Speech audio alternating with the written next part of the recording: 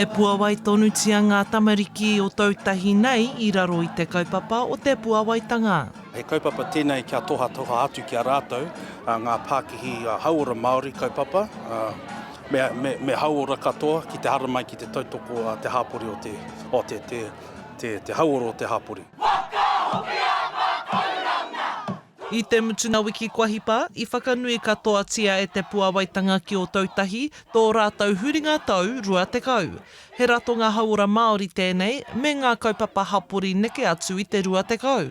I timata mātou I ngā kaupapa poipoia pepi, poipoia māma, engari kua whariki hia atu ki ngā kaupapa maha, pērā ki te healthy homes kaupapa, pērā ki ngā kaupapa vaccinations, pērā ki ngā social mahi, social work mahi, nurses, education. Ko te tangata I tīmata I te kaupapa, ko te kuia kua wehe atu a Kahurangi Aroha Reriti-Crofts. Ko tā tētahi o nā mokopuna Reriti-Jones, nā tōna tamahine I hono atu ai ia ki te ratonga nei.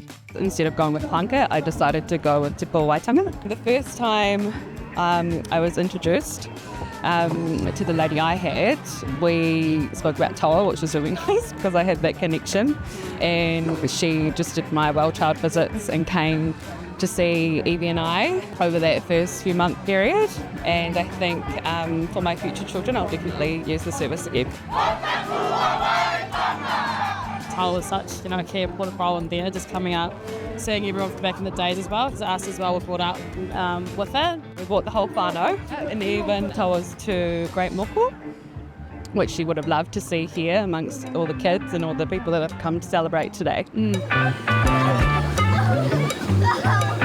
Ahakoa kua huri te tai o whānau ora I te waipounamu, e ai ki te kai whakahaere tikanga James Tawa, he rā kei tua. Ka haere tonu, ka whakamaha ngā kaupapa o roto, kia taia mātou te whakakaha ngā rātonga ki te hāpori. Ka tipu tonu tō mātou nei kaupapa, me kau e wareware te whakapapa o tō mātou whakapapa, engari ka tipu tonu, kia taia te hāpori kia puawai. He mihi anō tēnei ki te pūtahitanga anō. Koa tō rātou poroaki I tēnei wiki. Nā tērā kaupapa, kia taia mātou nei, te tohatoa atu tēnei kaupapa o tērā nei, kia tātou o te hāpori nei. Nā I kia Reriti-Jones, ka mau tonu tōna whānau ki ngā taukaia whakapapa ki te Puawaitanga. Hora Kairangi Nicholas, Tahu News.